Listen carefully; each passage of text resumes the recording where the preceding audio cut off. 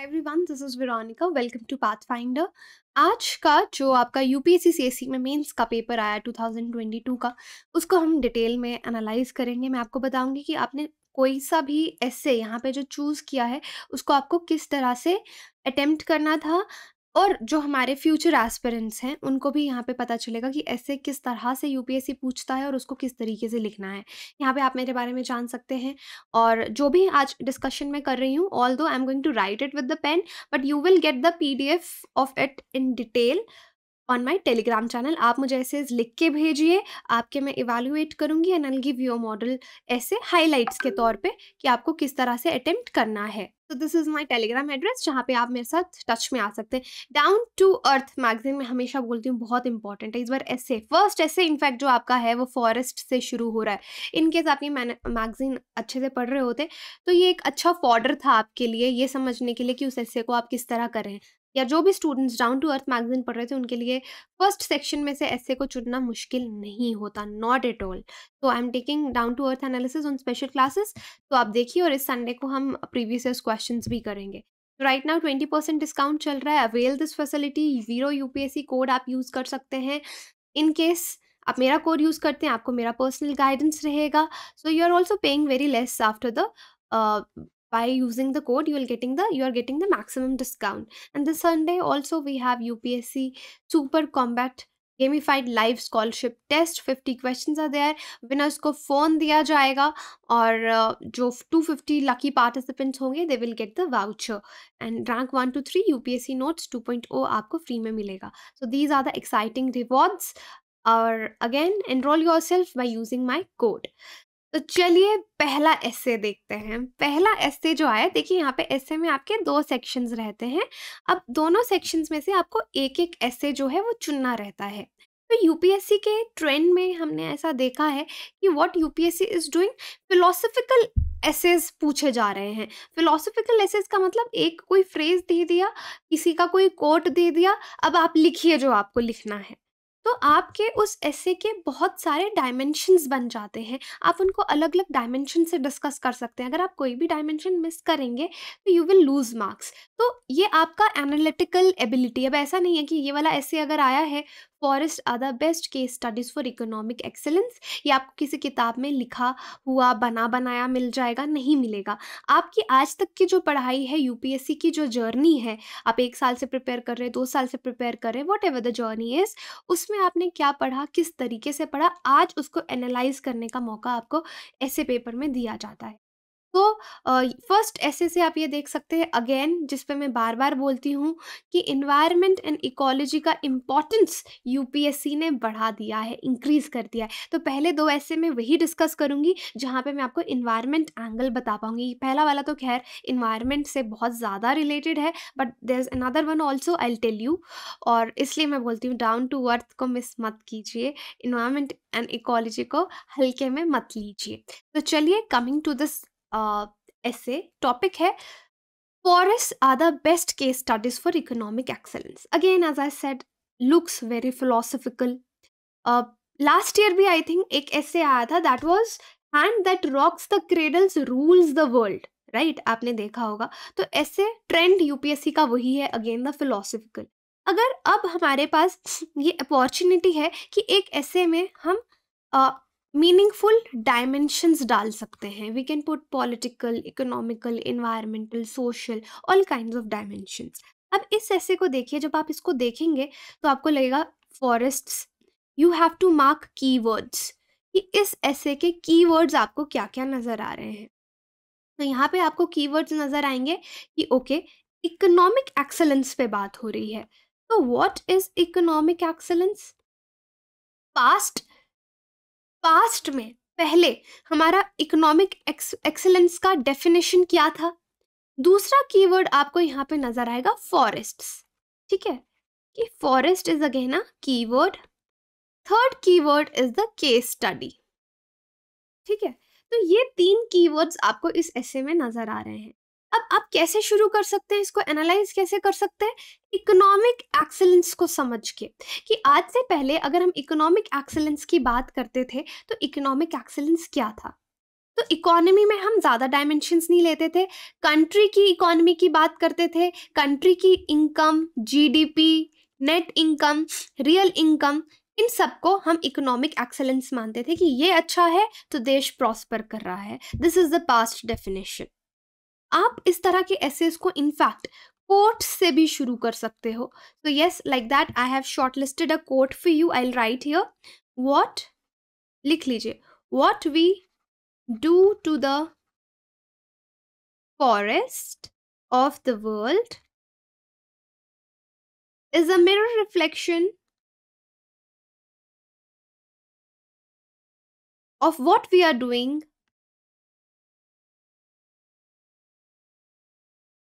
to ourselves and to one another। अब देखिए, ये कोट किसने कहा है? महात्मा गांधी ने।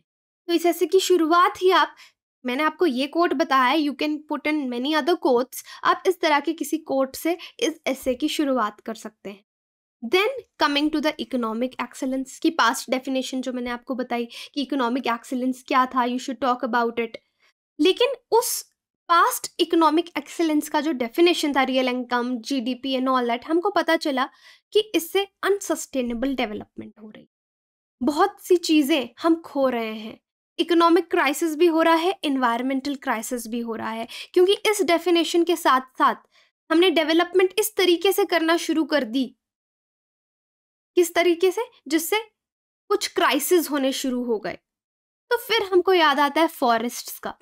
तो डाउन टू अर्थ मैगजीन में ही रिसेंटली मैंने आपको बताया था कि फॉरेस्ट का अगर डेफिनेशन देखेंगे फॉरेस्ट के लिए, हम क्या बोलते हैं, कैरेक्टरिस्टिक बोलेंगे, कॉम्प्लेक्स असेंबलेज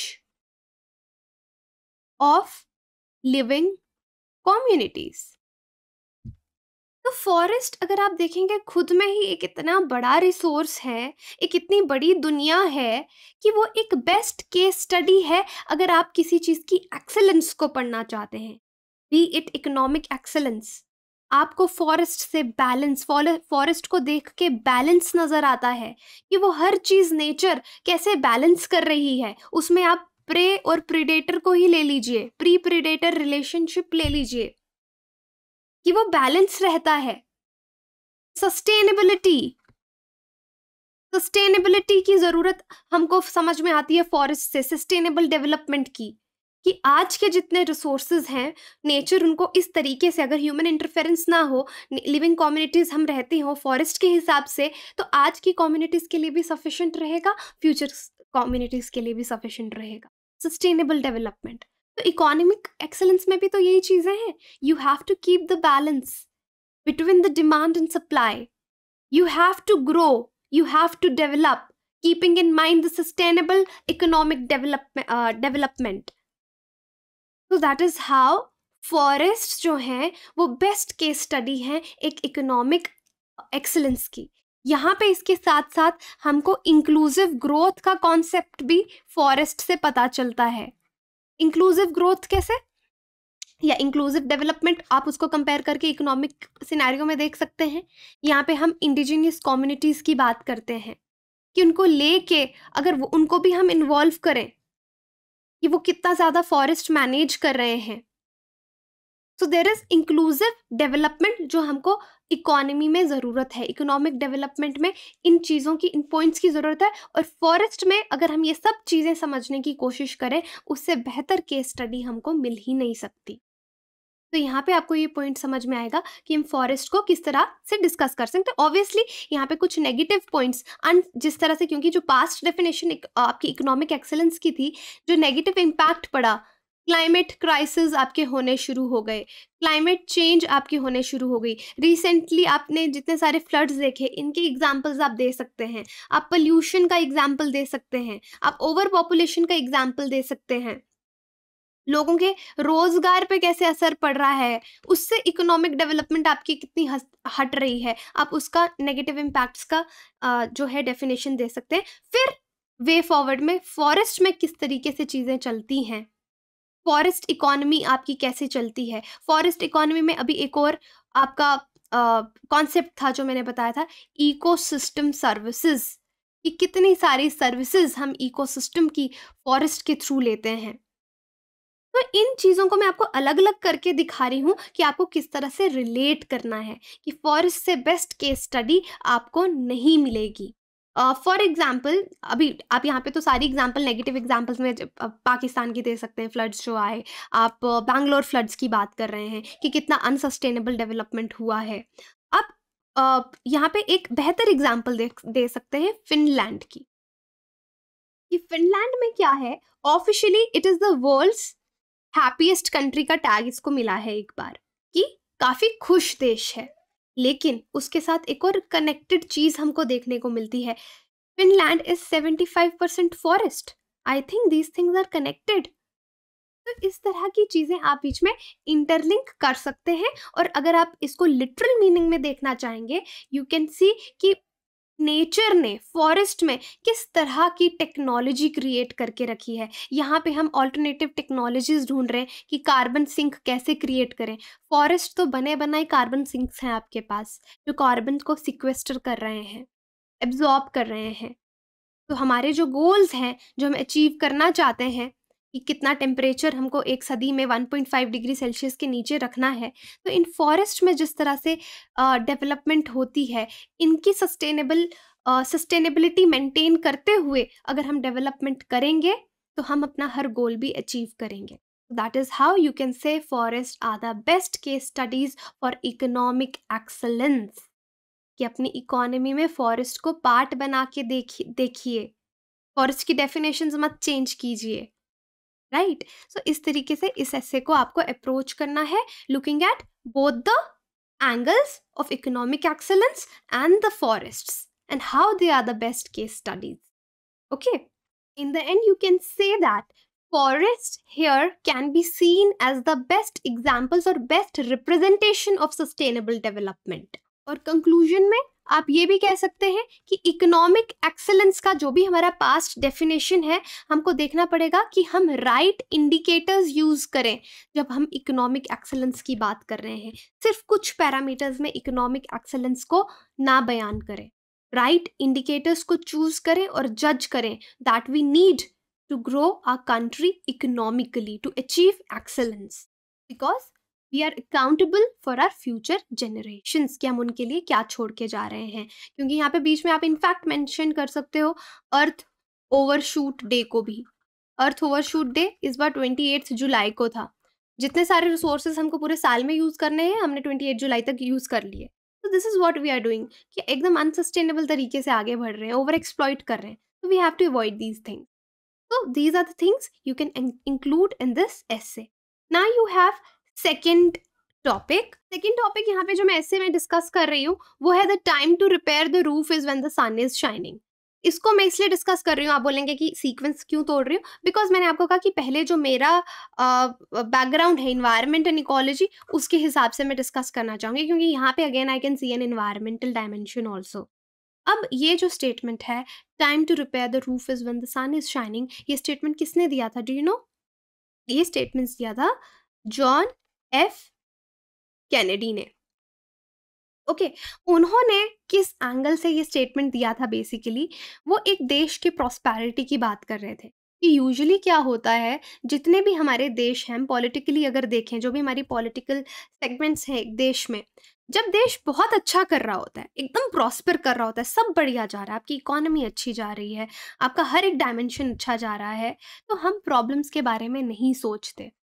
हम भूल जाते हैं कि क्या इश्यूज एग्जिस्ट करते हैं, what are the real issues, हम टोटली भूल जाते हैं। जबकि जब एक देश प्रॉस्पर कर रहा है, प्रॉस्पेरिटी में जी रहा है, सब अच्छा चल रहा है, वो सही वक्त है प्रॉब्लम्स को देखने का कि हम फ्यूचर में अगर कोई प्रॉब्लम आएगी हम उसके लिए प्रिपेयर्ड रहें। तो इस कॉन्टेक्स्ट में जॉन एफ कैनेडी ने ये स्टेटमेंट दिया था, time to repair the roof is when the sun is shining, है ना। अगर लिटरल मीनिंग भी दे कि सन चमक रहा है तभी आप अपना छत जो है उसको रिपेयर कर लें, ऐसा तो नहीं है ना जिस दिन बारिश होगी, पानी पूरा घर के अंदर आएगा, उस दिन बोलेंगे ओ माय गॉड मुझे छत को रिपेयर करना था। That is the literal meaning, but otherwise it was in context of which context he said, in the कि देश जब प्रॉस्पर कर रहे होते हैं। अब आपको इसको कैसे अप्रोच करना है इस चीज को समझिए। सबसे पहले मैं अपना एंगल ही लूँगी अपने सब्जेक्ट का, एनवायरमेंटल एंगल। अब एनवायरनमेंट के साथ क्या होता है कि जब सब सही चल रहा है, कोई प्रॉब्लम नहीं आ रही, कोई नेचुरल डिजास्टर नहीं आ रहा, सब बढ़िया है, हम एनवायरनमेंट के बारे में भूल जाते हैं, एकदम इस तरीके से डेवलपमेंट करना शुरू करते हैं कि जैसे तो एनवायरनमेंट कुछ है ही नहीं है। तो इसका इम्पैक्ट इस अब हमको देखने को मिल रहा है। सपोज कहीं पे वेटलैंड्स थे, वो सूख गए, क्योंकि wetlands could be permanent, could be seasonal. तो हमने वहां पे एनक्रोच करके कुछ ना कुछ डेवलपमेंट करना शुरू कर दिया। इंडिया ने भी ऐसा बहुत काम किया, तभी तो आप देखिए उत्तराखंड, शिमला, हिमाचल प्रदेश में जिस तरह के हालात हुए, डिजास्टर्स आए, जहाँ पे इस तरह से बिल्डिंग्स बनी है, पूरे के पूरे पहाड़ नीचे आ गए। बैंगलोर में यही चीज हुई। इसका एग्जाम्पल, इनफैक्ट बड़े लेवल पे एग्जाम्पल देना, आप यूएसए का एग्जाम्पल लो। इकोनॉमी जब देश की प्रॉस्पर कर रही है तो इन्वायरमेंट के बारे में सोचना ही छोड़ दिया। क्योटो प्रोटोकॉल भी साइन नहीं किया, पेरिस एग्रीमेंट भी साइन नहीं कर रहे थे, ऑल्दो अब बाइडेन के आने के बाद साइन कर रहे हैं, बट पहले रिफ्यूज कर दिया। तो अब उसके कॉन्सिक्वेंसेस हमको देखने को मिल रहे हैं कि जब देश प्रॉस्पर कर रहा है, आपकी इकोनॉमी अच्छी है, आपको इन्वायरमेंट के बारे में सोचना चाहिए उस टाइम, ताकि आप प्रिपेयर रहें। कल को कोई डिजास्टर आएगा, आप प्रिपेयर्ड रहें। आप ऑलरेडी यू नो इट कि अगर ऐसा होगा, मैं बहुत सारी डेथ्स होने से आप बचा सकते हैं, बहुत सारे इकोनॉमिक लॉसेस होने से आप देश को बचा सकते हैं। तो यहाँ पे आप इन्वायरमेंट का ये डायमेंशन दे सकते हैं डिजास्टर मैनेजमेंट का। ओके, यहाँ पे मैं आपको एक कोट लिखा है मैंने आपके लिए, जो आप इस ऐसे में यूज कर सकते हैं। Let me see, the quote I wrote for you is, hard men create good times. ठीक है, then you can say good times, जब अच्छा वक्त आ जाता है, बहुत अच्छा वक्त चल रहा होता है, good times create weak man. Okay, weak man, जब इंसान कमजोर हो जाता है, क्रिएट हार्ड टाइम्स। मैं हैंड राइटिंग क्योंकि तेज तेज लिख रही हूँ, बट यू जस्ट अंडरस्टैंड। इसको इंडिविजुअल लेवल पे समझने की कोशिश करिए कि हार्ड मैन जो थे, उन्होंने अच्छा टाइम क्रिएट किया। जब अच्छा टाइम क्रिएट हो गया, लोग उसको ग्रांटेड लेने लग गए, उसकी वजह से यू क्रिएटेड गुड टाइम्स की वजह से वी क्रिएटेड वीक मैन। और ये जो वीक मैन थे, they created the hard times again. तो इस तरह का कोट आप इस ऐसे में यूज कर सकते हैं। अब इन्वायरमेंटल एंगल मैंने आपको बताया। Now there is historical dimension to this essay also. History में आप क्या एग्जाम्पल्स ले सकते हैं? बहुत सारे डायनेस्टीज की। You can talk about Mughal times, you can talk about Delhi सल्तनत। इन सब का डाउनफॉल इसी वजह से हुआ, क्योंकि इन्होंने बुरे वक्त के बारे में सोचना छोड़ दिया था। So that was the reason of their downfall. इसका तीसरा एंगल आप इकोनॉमिक का दे सकते हैं। इकोनॉमी का एंगल यहाँ पे कैसे है? सबसे अच्छा एग्जांपल है 2008 का ग्लोबल फाइनेंशियल क्राइसिस। दुनिया हिला दी थी उस क्राइसिस ने। बेसिकली जब अच्छा समय चल रहा था, आपने बड़े बड़े इन्वेस्टर्स को बहुत सारा लोन दिया। उस टाइम सोचा नहीं, बिकॉज सब अच्छा था। लेकिन जब क्राइसिस आया, यही रीजन बना कि उन इन्वेस्टर्स की वजह से वो फाइनेंशियल क्राइसिस आया। इनफैक्ट लेटिन अमेरिकन कंट्रीज भी क्या करती हैं, जब अच्छा समय चल रहा होता है, बहुत सारी सोशल स्कीम्स लेके आती हैं, एंड सडनली जब इश्यूज आने लग जाते हैं, वो सोशल स्कीम्स एकदम बंद कर देती हैं। इसमें कहने का मतलब है, जब आपके पास समय है, प्रॉस्पेरिटी है, उस टाइम आप ऑल्टरनेटिव रिसोर्सेज अपनी इकोनॉमी के लिए इकट्ठा कीजिए। क्योंकि बहुत सारे मिडल ईस्ट नेशंस भी क्या करते हैं, जब ऑयल का बहुत अच्छा खासा प्राइस मिल रहा होता है, तो बहुत सारे इस तरह के स्कीम्स जो हैं वो चलाने शुरू कर देते हैं। इनफैक्ट लेटिन अमेरिकन कंट्रीज भी ये काम करती हैं। लेकिन जैसे ही फ्यूल का प्राइस नीचे गिरेगा, आपकी इकोनॉमी में पैसा आना बंद होगा, आप सब कुछ बंद कर लेंगे, because you are not ready for the downfall. क्योंकि जब आपके पास पैसा आ रहा है, आपको पता है कि आपका इकोनॉमी पूरा ऑयल पे ही डिपेंड करता है, तो आप कोई और मैकेनिज्म निकालिए कि कहाँ से और पैसा आपके देश को आ सकता है। सऊदी अरेबिया ये काम करता है, जब उसके पास अच्छा पैसा होता है ना, उनका मैं गुड वे में एग्जांपल दे रही हूँ, कि वो ऑल्टरनेटिव रिसोर्सेज लाइवलीहुड के ढूंढते हैं कि कहाँ से और देश में पैसा आए। यहाँ पे आप बहुत अच्छा एग्जाम्पल श्रीलंका का दे सकते हो इकोनॉमी के क्राइसिस में। अभी रिसेंटली देखिए, पूरा श्रीलंका डेट में डूब गया। अब श्रीलंका को पता है कि भाई तुम्हारी इकोनॉमी पूरी टूरिज्म से बहुत अच्छे से चलती है, तो जब अच्छे से टूरिज्म चल रहा है, तो आप कोई ऑल्टरनेटिव लाइवलीहुड भी ढूंढो। कि इकोनॉमी आपकी किसी और तरीके से भी प्रॉस्पर करे और भी कई रिसोर्सेज से पैसा आए। फिर कोविड-19 आ गया, पैंडेमिक आ गया, कोई टूरिज्म नहीं है, आपकी इकोनॉमी बिल्कुल नीचे चल गई। आज आप श्रीलंका की हालत देख सकते हैं। So that is why it is said time to repair the roof is when the sun is shining. तो इन देशों ने वो गलती की, हिस्ट्री में इस तरह के सल्तनेट्स ने, मुगल एम्पायर्स ने ये गलती की। फिर से इन्वायरमेंट वाले एंगल में मैंने आपको जो बताया डिजास्टर वाला, यहाँ पे आप पैंडेमिक की भी एग्जांपल दे सकते हो। बहुत सारे रिसर्च साइंटिस्ट ने पहले भी इन्फॉर्म किया था कि इन्वायरमेंट जो है वो खतरे में पड़ सकता है। हम पैंडेमिक के लिए रेडी नहीं है, लेकिन किसी ने भी उस थ्रेट को सीरियसली नहीं लिया। और आपने देखा कोविड-19 में क्या हुआ, वो किसी से भी छुपा नहीं है। You can put in that angle also. Sri Lanka वाला एग्जाम्पल जो है, ये चीज आप पॉलिटी एंड गवर्नेंस में भी के स्टेप में, डायमेंशन में भी डाल सकते हो इकोनॉमी के साथ साथ, क्योंकि यहाँ पे जो पॉलिटिकल लीडर्स हैं उनकी गलती है कि वो बिल्कुल कंफर्टेबल जोन में, कंफर्ट जोन में आ गए थे। सेम चीज आप एक और डायमेंशन यहाँ पे देख सकते हो, सिक्योरिटी का। जब 1962 में आपने इंडिया चाइना वॉर देखा, इंडिया रेडी नहीं था चाइना के साथ लड़ाई के लिए, हम हार गए because we were not ready. लेकिन वहां से हमने वो लेसन लिया और फिर अपनी मिलिट्री जो है, अपना डिफेंस जो है, उसको स्ट्रॉन्ग करने की शुरुआत कर दी। तभी हमारे जो सब्सिक्वेंट वॉर्स हुए पाकिस्तान के साथ, हम उनमें जीत गए क्योंकि हम रेडी थे। क्योंकि अब हमने उसको हल्के में नहीं लिया था, वी वर रेडी। जब हमारा देश अच्छे से चल रहा था, अपने डिफेंस को हमने मजबूत किया। और यही चीज़ हमको अभी भी करने की ज़रूरत है कि चाहे कोई वॉर नहीं आ रही, कोई लड़ाई नहीं आ रही, बट स्टिल हमको अपने आप को स्ट्रॉन्ग बनाना है, डेटरेंस क्रिएट करना है for the hard times to come, क्योंकि कल को जब मुश्किल समय आएगा वी शुड बी रेडी। तो आई होप ये दो एसेस जिनमें मैंने इन्वायरमेंटल एंगल बताया आपको, ये आपको समझ में आ गए होंगे। तो 8 में से 2 ऐसे डिस्कस किए, अब हम बाकी के एसेस डिस्कस करेंगे। तो देखिए नेक्स्ट ऐसे है आपका, you can not step twice in the same river. इसका मतलब है चेंज एक ऐसी चीज़ है जो कॉन्स्टेंट है, चेंज तो होता ही रहता है, आप किसी भी डायमेंशन में ले लीजिए। ये तो बहुत ही ब्यूटीफुल ऐसे है, इसमें आप बहुत सारी इननमरेबल एग्जाम्पल्स दे सकते हैं और डायमेंशंस डाल सकते हैं। देखिए कैसे। पहली बात तो ये एक कोट है जिसका फर्स्ट पार्ट इन्होंने आपको दिया है। So full quote is something like you can not step twice in the same river because he is not the same man and it is not the same river. ये full quote है। तो यहाँ पे आप देखिए किस तरह की डायमेंशंस आप देख सकते हैं। आप हिस्टोरिकल टाइम्स में चले जाइए कि कितने सारे एम्पायर्स आए, they kept on changing, change होते रहे, सेम नहीं रहे। इकोनॉमी की बात कीजिए, इकोनॉमी में आपका बार्टर सिस्टम से शुरू हुआ, बार्टर सिस्टम से आगे जाके आपका करेंसी आया, मोड ऑफ एक्सचेंज आपका चेंज होता रहा, और आज एक ज़माना आ गया जहाँ पे हम क्रिप्टो करेंसी की बात आ गई, डिजिटल पेमेंट्स की बात आ गई। So this is also changing.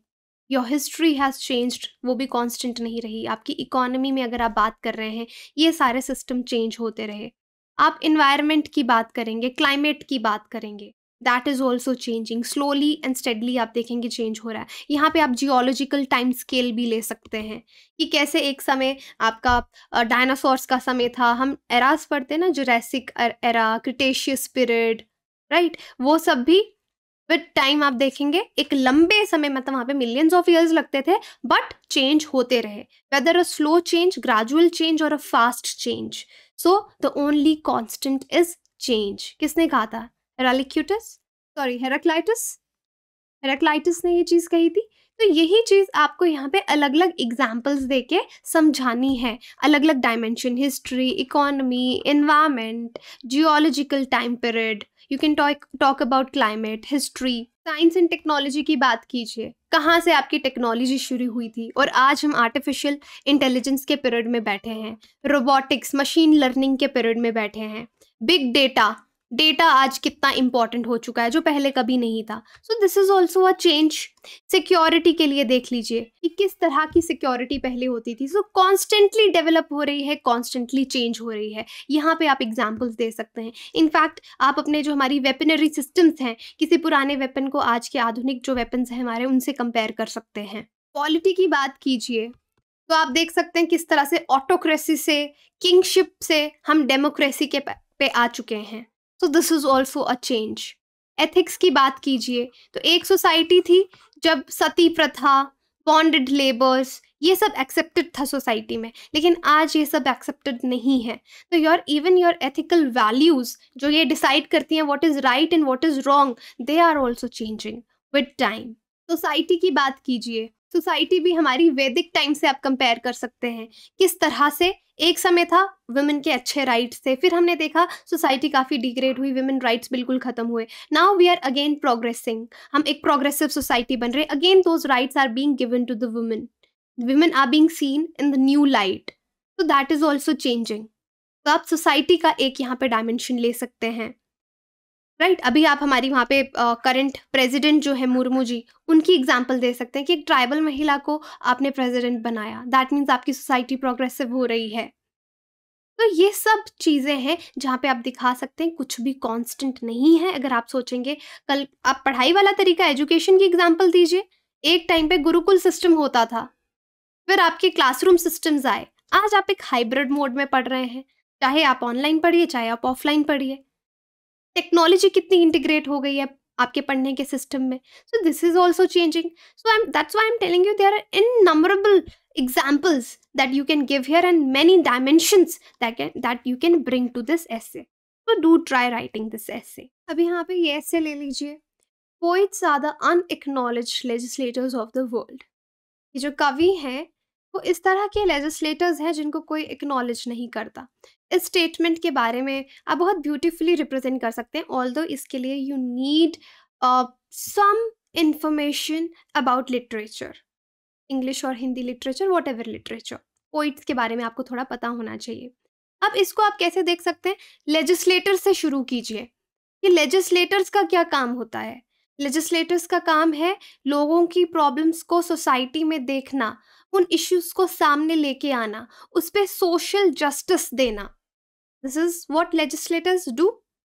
अब पोइट्स जो कवि हैं, उनकी कविताओं में आप क्या देखते हैं, बहुत सारे कवि हैं जो इन इश्यूज को सामने लेके आते हैं अपनी कविताओं के थ्रू, तो उनको कभी उस चीज़ का क्रेडिट जो है वो नहीं मिलता।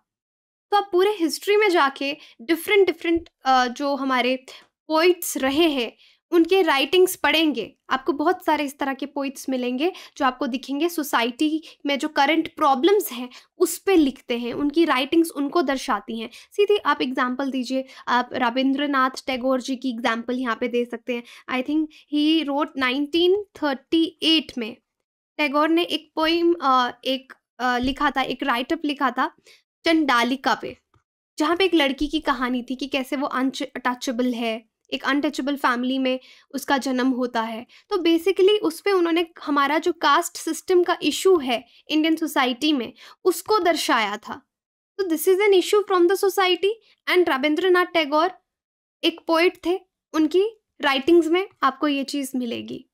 इसी तरह से एक उर्दू के पोइट थे, हिज नेम वॉज काजी नजरुल। इनको विद्रोही कवि बंगाली में कहा जाता था क्योंकि ये भी इस तरह के इश्यूज सामने लेके आ जाते थे जो कि उस टाइम की सोसाइटी से काफ़ी अहेड होते थे, राइट। आप सिर्फ इंडिया की बात नहीं कर सकते, you can talk about William Wordsworth, you can talk about Percy शेली।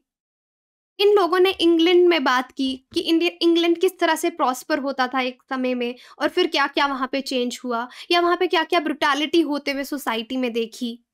बहुत इस तरह के इंग्लिश पोइट्स हैं जो चर्च सिस्टम पे बात करते थे।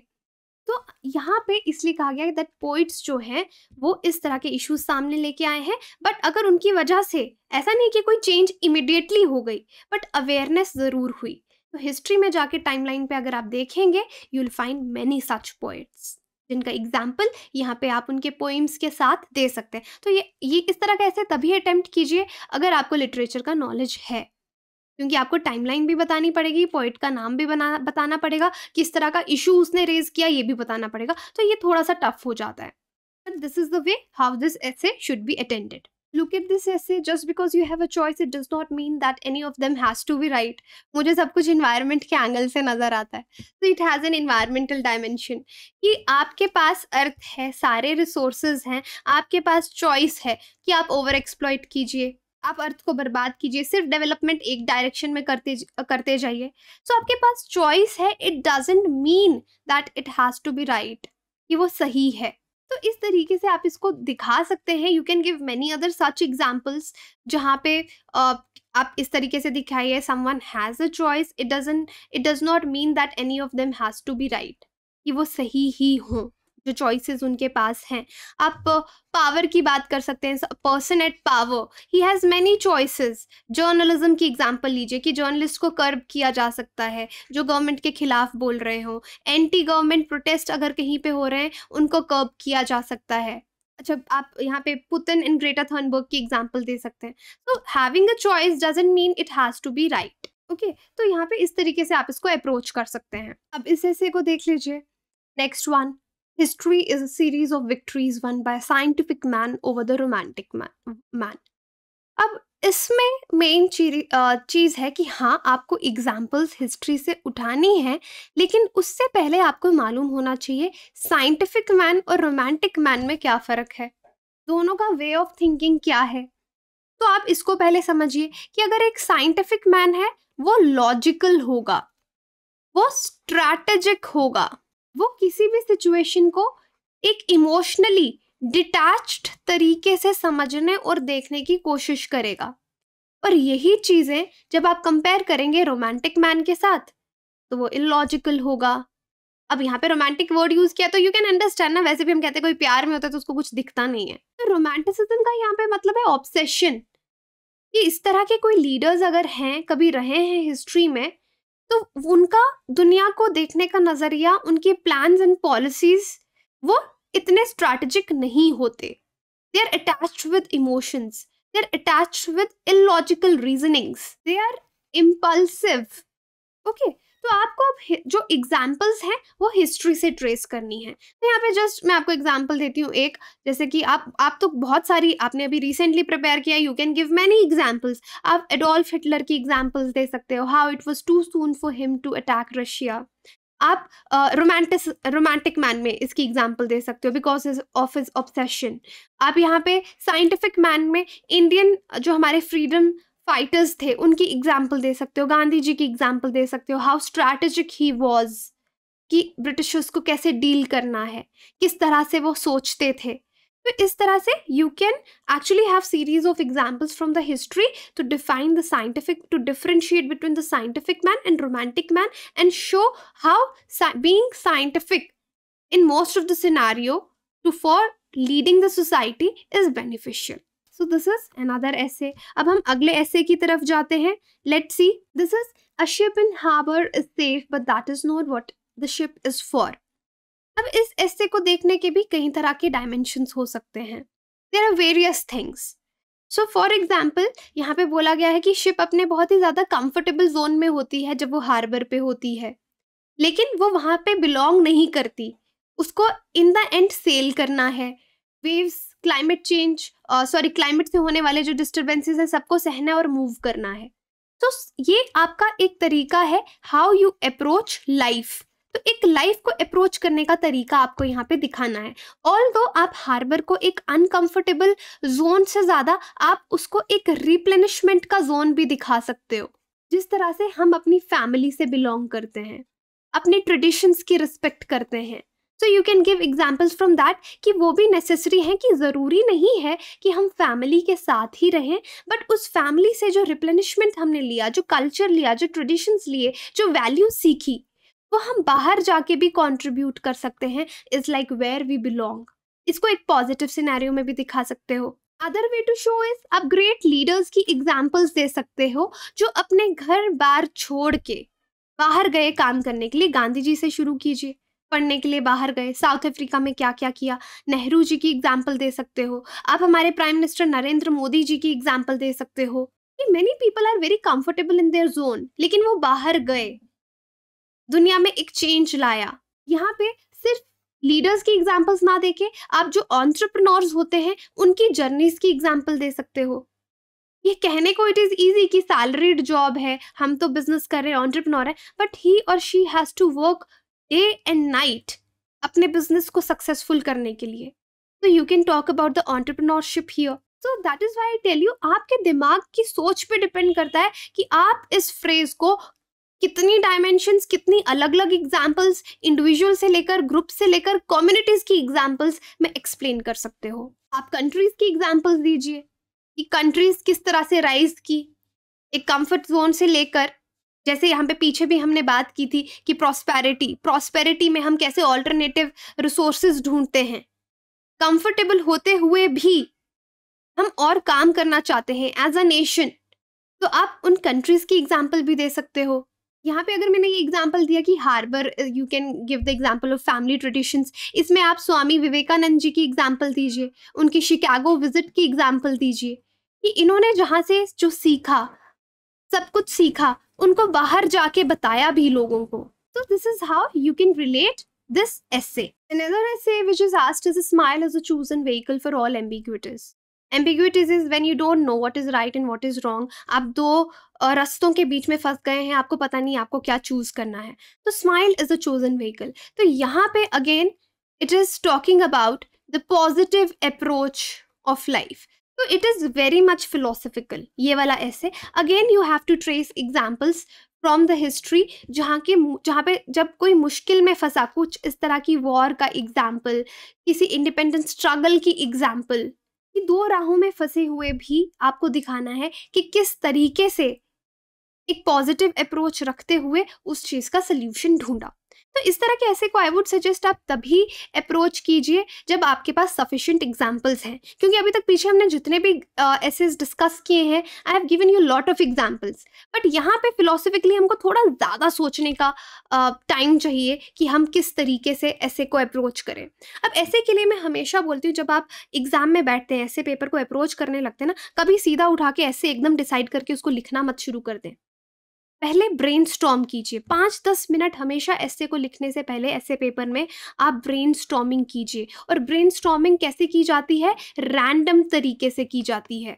रैंडम तरीके कि अगर आपने सोच लिया कि आपको ये ऐसे लिखना है, या फॉर एग्जाम्पल कोई भी ऐसे लिखना है, जैसे मैं अगर फॉरेस्ट की बात कर रही थी कि फॉरेस्ट और इकोनॉमिक्स सर्विसेज पे आ रहा है, तो मैं रैंडमली सोचूंगी कि इससे रिलेटेड मुझे क्या क्या याद आता है। मुझे इकोसिस्टम याद आएगा, इकोसिस्टम सर्विसेज लिख लूंगी, मैं फॉरेस्ट का सस्टेनेबल डेवलपमेंट लिखूंगी, मैं इन्वायरमेंट लिखूंगी, मैं जीडीपी लिखूंगी, मैं इकोनॉमिक एक्सेलेंस लिखूंगी, डेफिनेशंस लिखूंगी, अलग अलग पॉइंट्स रैंडमली लिख लूंगी।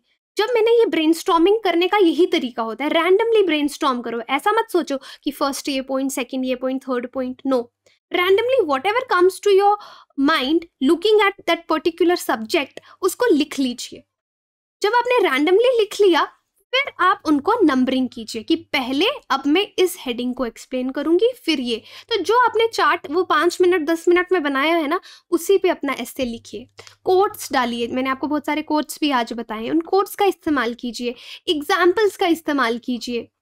सो this is how we can approach the essay paper. I hope ये डिस्कशन आपको यूजफुल लगा होगा। ये जितने भी पीडीएफ्स हैं इस एस्से के, मैं आपको आपके टेलीग्राम चैनल पे दे दूंगी, और जो मैंने बोला है ये मैं आपको बाकायदा लिख के दूंगी, सो दैट आप मुझे एस्से लिख के टेलीग्राम पे चेक करवाएंगे। और ज़रूर लिखने की कोशिश कीजिए। सारे एसेस नहीं लिखना चाहते तो एटलीस्ट जो इसमें से आपको फेवरेट लग रहा है उसको लिख के मुझे बताइए कि आपको कैसा लगा और आप किस तरह लिख पा रहे हैं, so that I can guide you further कि किस तरह से एस्से को अप्रोच करना है।